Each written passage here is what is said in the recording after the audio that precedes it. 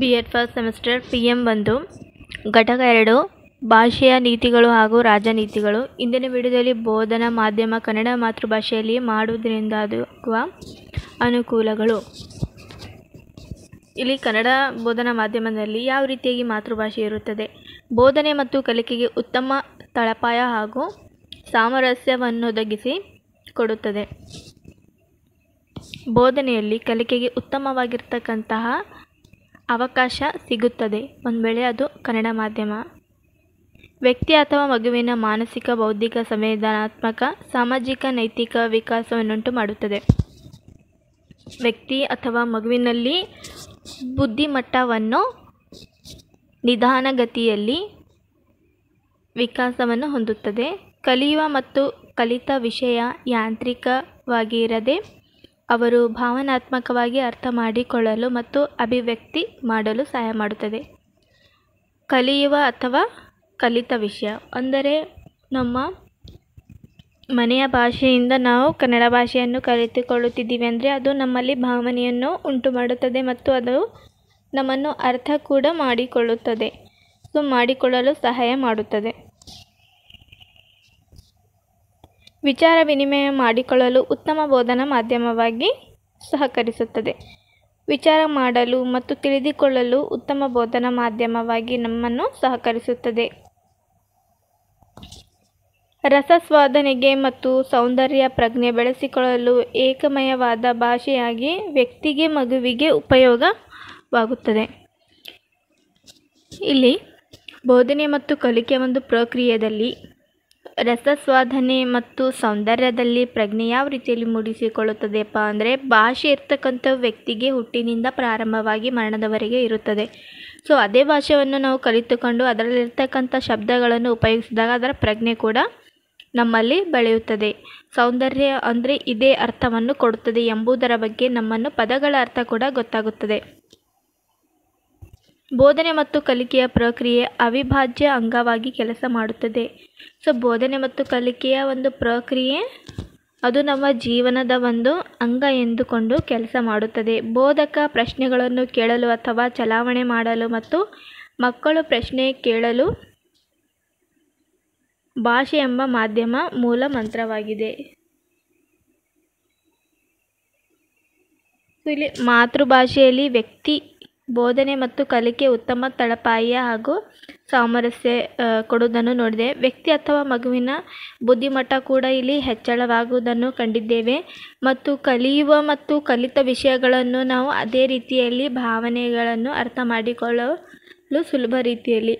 So ಮಗು ಹುಟ್ಟಿನಿಂದ ತಾಯಿ ನುಡಿ ಕನ್ನಡ ಭಾಷೆಯಾಗಿದ್ದರೆ ಅವನು ಶಾಲೆಯ ಮಟ್ಟಕ್ಕೆ, ಬೋಧನೆ ಮಟ್ಟಕ್ಕೆ ಬಂದರೆ ಸರಳ ರೀತಿಯಲ್ಲಿ ಅವನು ಪದಗಳ ಅರ್ಥ ಕೂಡ ತಿಳಿದುಕೊಳ್ಳಲು ಸಹಾಯವಾಗುತ್ತದೆ. ಸೊ ವಿಚಾರ ವಿನಿಮಯ ಮಾಡಿಕೊಳ್ಳಲು ಉತ್ತಮವಾಗಿರುತ್ತದೆ ಎಂದು ಕೂಡ ಹೇಳಬಹುದು. ಬೋಧನೆ ಮತ್ತು ಕಲಿಕೆಯ ಪ್ರಕ್ರಿಯೆಗೆ ಅವಿಭಾಜ್ಯ ಅಂಗವಾಗಿ ಕೆಲಸ ಮಾಡುತ್ತದೆ. ಬೋಧನೆ ಮಾಡುವುದಕ್ಕೆ ಮತ್ತು ಕಲಿಯಲು ಕೂಡ ಈ ಒಂದು ಪ್ರಕ್ರಿಯೆ ಏನಪ್ಪ ಅಂದ್ರೆ ನಮ್ಮ ಒಂದು ಜೀವನದಲ್ಲಿ ಅಳವಡಿಸಿಕೊಳ್ಳಬೇಕಾದ ರೂಢಿಯ ಒಂದು ಕೆಲಸ ಎಂದು ಹೇಳಬಹುದು. ಬೋಧಕ ಪ್ರಶ್ನೆಗಳನ್ನು ಕೇಳಲು ಅಥವಾ ಚಲಾವಣೆ ಮಾಡಲು ಮತ್ತು ಮಕ್ಕಳು ಪ್ರಶ್ನೆ ಕೇಳಲು ಭಾಷೆ ಎಂಬ ಮಾಧ್ಯಮ ಮೂಲ ಮಂತ್ರ. ಪಾಠ ಬೋಧನೆ ಆದ ನಂತರ ಬೋಧಕ ಇರತಕ್ಕಂತಹ ಶಿಕ್ಷಕರು ಪ್ರಶ್ನೆಯನ್ನು ವಿದ್ಯಾರ್ಥಿಗೆ ಕೇಳಲು ಅಥವಾ ವಿದ್ಯಾರ್ಥಿಗಳೇ ಶಿಕ್ಷಕರನ್ನು ಪ್ರಶ್ನೆ ಕೇಳಲು ಈ ಒಂದು ಭಾಷೆ ಇರ್ತಕ್ಕಂಥದ್ದು ಇಂಪಾರ್ಟೆಂಟ್. ಒಂದು ವೇಳೆ ಭಾಷೆನೇ ಇರಲಿಲ್ಲ ಅಂದರೆ ಪ್ರಶ್ನೆ ಕೇಳ್ತಕ್ಕಂಥದ್ದು, ಬೋಧನೆ ಮಾಡ್ತಕ್ಕಂಥದ್ದು ಎರಡೂ ಪ್ರತಿಕ್ರಿಯೆ ಆಗೇ ಆಗ್ತಿರಲಿಲ್ಲ.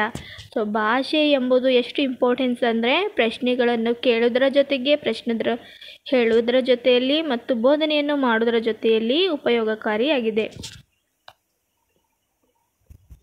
ಬೋಧಕ ವಿವರಣೆ ನೀಡಲು, ಮಕ್ಕಳು ಉತ್ತರಿಸಲು ಭಾಷಾ ಮಾಧ್ಯಮ ಜೀವಾಳ. ಸೊ ಬೋಧನೆಯ ಒಂದು ವಿವರಣೆಯನ್ನು ಕೊಡಬೇಕು ಅಂದರೆ ಭಾಷೆ ಬೇಕೇ ಬೇಕು. ಒಂದು ವೇಳೆ ಭಾಷೆ ಇರಲಿಲ್ಲ ಅಂದರೆ ಅದಕ್ಕೆ ಒಂದು ಉತ್ತರಿಸ್ತಕ್ಕಂತಹ ಭಾಷಾ ಮಾಧ್ಯಮ ಇರಕ್ಕೆ ಸಾಧ್ಯವಿಲ್ಲ.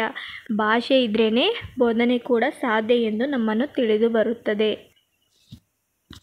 ವಿಷಯಗಳ ಪರಿಕಲ್ಪನೆಗಳಿಗೆ, ಘಟನೆಗಳಿಗೆ ಸಂದರ್ಭೋಚಿತವಾಗಿ ಉದಾಹರಣೆಗಳನ್ನು ಕೊಡಲು ಮತ್ತು ನಿರ್ದೇಶನ ನೀಡಿ ಇವುಗಳನ್ನು ಮನದಟ್ಟು ಮಾಡಲು ಭಾಷೆ ಅನಿವಾರ್ಯ ಮಾಧ್ಯಮವಾಗಿದೆ. ಭಾಷೆ ಅಂತಕ್ಕಂಥದ್ದು ಹಲವಾರು ವಿಷಯಗಳ ಬಗ್ಗೆ ನಾವು ಯೋಚನೆ ಮಾಡಿ ಉದಾಹರಣೆಗಳನ್ನು ಕೊಡ್ತೀವಲ್ಲ ವಿದ್ಯಾರ್ಥಿಗಳೇ. ಒಂದು ವಿಷಯದ ಬಗ್ಗೆ ನಮ್ಗೆ ಕೋವಿಡ್ ಬಗ್ಗೆ ಹೇಳಿದ್ರೆ ಸಾಕು, ಅದರ ಬಗ್ಗೆ ನಾವು ವಿವರಣೆ ಕೊಟ್ಟು ಬಿಡ್ತೀವಿ. ಆ ಒಂದು ರೋಗ ಹೀಗಿದೆ, ಅದಕ್ಕೆ ಈ ರೀತಿಯಾಗಿ ಗುಣಪಡಿಸಬೇಕು, ಅದಕ್ಕೊಂದು ಭಾಷೆ ಇದೆ, ಹೇಳುವ ಲಿಪಿ ಇದೆ. ಸೊ ಅದು ಒಂದು ಘಟನೆ ಅಂತ ತಿಳ್ಕೊಳ್ಳಿ. ಅಂತಹ ಒಂದು ಸಂದರ್ಭಗಳ ಉದಾಹರಣೆಗಳನ್ನು ನಾವು ಕೊಡ್ತಾ ಏನು ಮಾಡ್ತೀವಿ, ಅದರ ವಿವರಣೆಯನ್ನು ಮನದಟ್ಟು ಮಾಡಲು ಭಾಷೆ ಅನಿವಾರ್ಯ ಮಾಧ್ಯಮ. ಭಾಷೆ ಇದೆಯಂತೆ ಆ ಒಂದು ವಿವರಣೆ ಕೊಡೋಕ್ಕೆ ಸಾಧ್ಯ ಎಂದು ಹೇಳಬಹುದು. ಒಂದು ವೇಳೆ ಭಾಷೆನೇ ಇರಲಿಲ್ಲಪ್ಪ ಅಂದರೆ ಯಾವುದೇ ಘಟನೆಗಳಾಗಿರ್ಬೋದು, ವಿಷಯ ಆಗಿರ್ಬೋದು, ಏನೂ ತಿಳಿಯಕ್ಕೆ ಸಾಧ್ಯನೇ ಆಗ್ತಿರಲಿಲ್ಲ. ಬೋಧನಾ ಸಂದರ್ಭದಲ್ಲಿ ಲಿಖಿತ ರೂಪವಾದ ಬರವಣಿಗೆಗೆ ಮಾಡುವ ಭಾಷೆಯೊಂದು ಮಾಧ್ಯಮವಾಗಿ ಕಾರ್ಯನಿರ್ವಹಿಸುತ್ತದೆ. ಬೋಧನೆಯ ಮಾಡ್ತಕ್ಕಂಥ ಸಂದರ್ಭದಲ್ಲಿ ಬರೆಯುವ ಲಿಖಿತ ರೂಪ ಅಂದರೆ ಕಣ್ಣಿಗೆ ಕಾಣಿಸ್ತಕ್ಕಂತಹ ಬರವಣಿಗೆ ಮೂಡಿಸಲು ಸಾಧ್ಯ ಎಂದು ಹೇಳಬಹುದು. ಒಂದು ವೇಳೆ ನಾವು ಬೋಧನೆ ಮಾಡಿದ ನಂತರ ಆ ಲಿಪಿ ಕೂಡ ತುಂಬ ಇಂಪಾರ್ಟೆಂಟು, ಬರವಣಿಗೆ ಕೂಡ ತುಂಬ ಇಂಪಾರ್ಟೆಂಟ್ ಆಗಿದೆ. ಬೋಧನೆ ಜೊತೆಯಲ್ಲಿ ಕೂಡ ಅದು ಕೂಡ. ಒಟ್ಟಿನಲ್ಲಿ ಬೋಧನೆಯ ಎಲ್ಲ ಹಂತಗಳಲ್ಲಿ, ಎಲ್ಲ ಸಂದರ್ಭಗಳಲ್ಲಿ ಭಾಷೆ ಎಂಬ ಮಾಧ್ಯಮ ಅವಿಭಾಜ್ಯ ಅಂಗವಾಗಿ ಅನಿವಾರ್ಯವಾದ ಮಾಧ್ಯಮವಾಗಿ ಕಾರ್ಯನಿರ್ವಹಿಸುತ್ತದೆ.